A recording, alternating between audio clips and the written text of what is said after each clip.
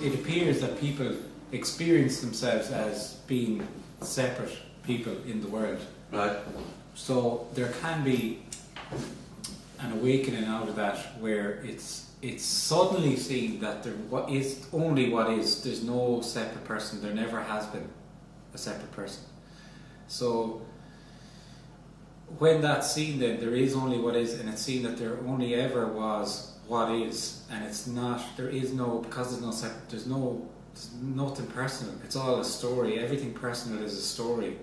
So that's the communication. Is that the invitation really, or the sharing that there's another way of seeing what appears to be happening other than the conditioned, contracted feeling you have, the really felt one of me and the world outside me, and I'm moving it and negotiating and moving in time and space towards something, which is ultimately really your death. Yeah. You know what I mean? That's going to be the last stop on the tube station. So that's the communication, is that there's another way of seeing it, but because there is only what is, it's there's no agenda for anybody to, because everybody is life. It's people that kind of living like that as a separate person. You feel that I have a life, and you're going to do something with it and make the most of it, and blah blah blah. And from this perspective, there is only life. That's the oneness. There's only life, and it's expressing itself uniquely as whatever flower or rock or apparently individual person or whatever. So because there is only that, you are already what you're looking for, but because you feel contracted and separate to everything, you think there's something, you feel there's something to find and there's something missing. But the cruel joke of it, or the divine comedy of it, is that what seems to be missing is what already is. So there isn't anything actually missing. There never was. So then the communication can only be a sharing about the possibility that maybe what you're looking for is already what is. Maybe there's nothing to get, there's nothing to find. Maybe it's actually a loss of this person that you feel yourself to be.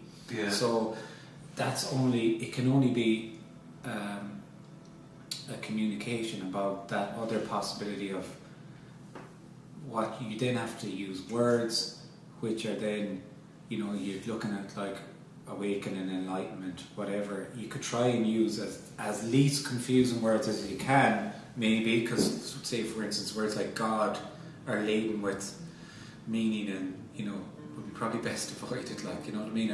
But ultimately they're all just words, and words are just words.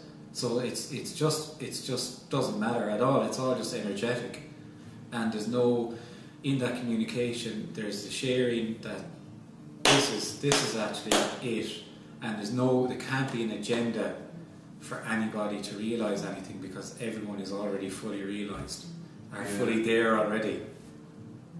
Yeah. So that's when the terms enlightenment and things come into it, awakening, but ultimately nobody awakens and nobody is enlightened, because all the terms are pointing to is that there is only what is already. Yeah. So everything that seemed to be as a you who was apparently moving in the world and seemed like a separate self, when that falls away, that's seen that was only apparently real to begin with. So therefore if it was only apparently real to begin with, the awakening and the liberation and the enlightenment and all that's what can only be apparent as well.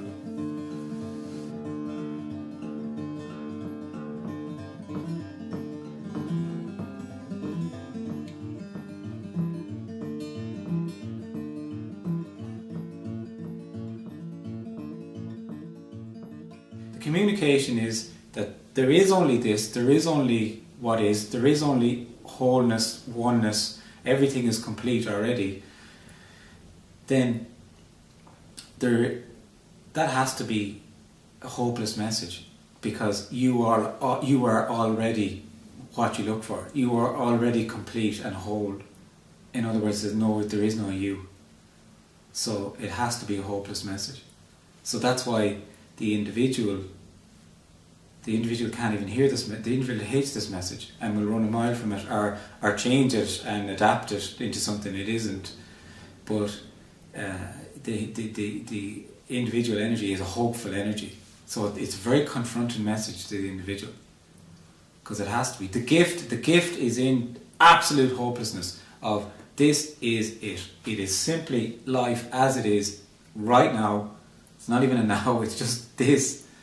And that is absolute. There's no hope for anything better, because this as it is right now is absolutely stunning in its ordinariness and in its everydayness, in its just isness. It's just stunning. There couldn't possibly be anything better. There's no need for hope for things to be any better, because things are complete as they are, which also includes them being absolutely shite as well. You know, being uncomfortable is also it. Then obviously, you know, it's all encompassing. Being confused is it? Being frustrated is it? Everything is it.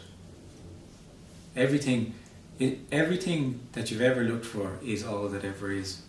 It's never left you. It's just simply what is.